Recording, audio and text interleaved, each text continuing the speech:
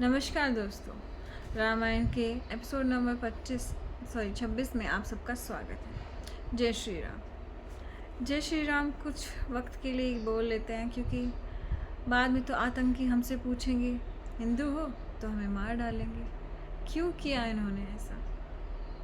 अभी जो आतंकी हमला हुआ हमारे देश पे, वो क्यों हुआ?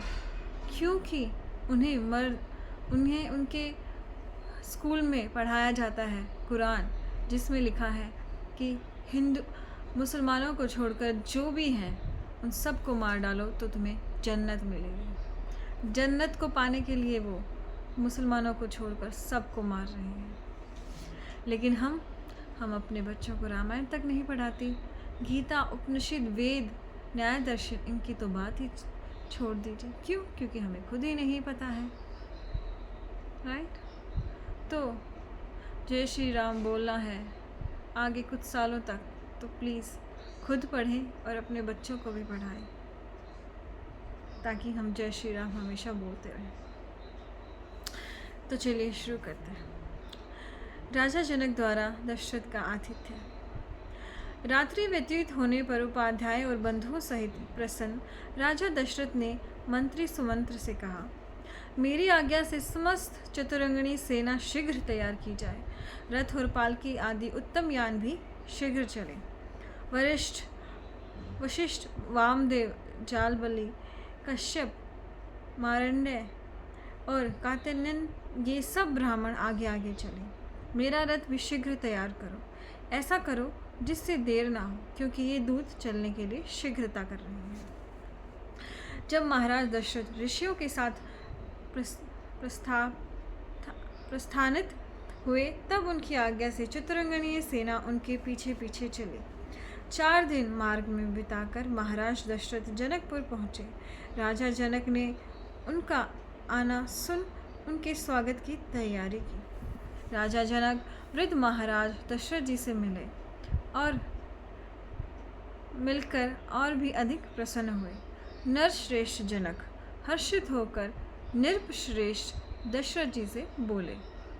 नरश्रेष्ठ जनक जी हैं और नृपश्रेष्ठ दशरथ जी, अर्थात सभी मनुष्यों में जो श्रेष्ठ है वो राजा जनक है, और सिर्फ राजाओं में जो श्रेष्ठ है वो दशरथ जी हैं।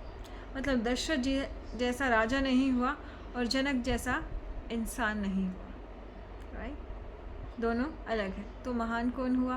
आप अपनी बुद्धि लगाइए कि मनुष्य तो एक राजा भी एक मनुष्य है, लेकिन हर मनुष्य राजा नहीं है। अर्थात जनक जी सबसे श्रेष्ठ रहे। सबसे श्रेष्ठ होने के बाद भी इतनी विनम्रता के साथ होते, बताइए क्यों? क्योंकि वो योग करते थे, उनमें किसी तरह का मोह नहीं था। यह भी बड़े सौभाग्य की बात है कि महातेजस्वी बड़े महर्षि वशिष्ठ भी सब ऋषियों के साथ इस प्रकार यहाँ पधारे जैसे देवताओं के साथ इंद्र पधारते हैं। यहाँ महर्षि वशिष्ठ जी को इंद्र का बताया है। सौभाग्य से मेरे सारे विघ्न दूर हो गए हैं।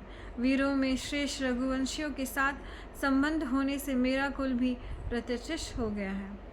हे नरेंद्र, कल प्रातःकाल यज्ञ समाप्त होने पर ऋषियों की सम्मति से विवाह संस्कार संपन्न कराएं।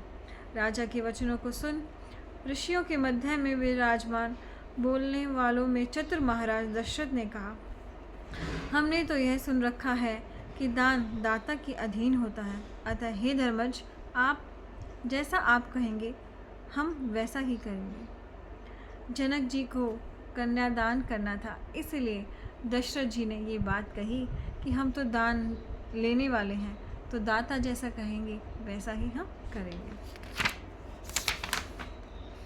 सत्यवादी महाराज दशरथ के ऐसे धर्मयुक्त और यश बढ़ाने वाले वचन सुनकर जनक बड़े विस्मित हुए। तदंतर ऋषियों ने भी परस्पर मिल भेंट कर बड़ी प्रसन्नता के साथ वह रात्रि वहाँ व्यतीत की। राजा दशरथ भी अपने पुत्र राम लक्ष्मण को देख अत्यंत आनंदित हुए और जनक से संस्कृत हो वहाँ सुखपूर्वक वास किया। तो देखा आपने, राजा जनक ने कैसे दशरथ जी का स्वागत किया। तो कल हम विवाह हो जाएगा शायद उनका, तो हम वो पढ़ेंगे। आज के लिए इतना ही। बहुत बहुत धन्यवाद।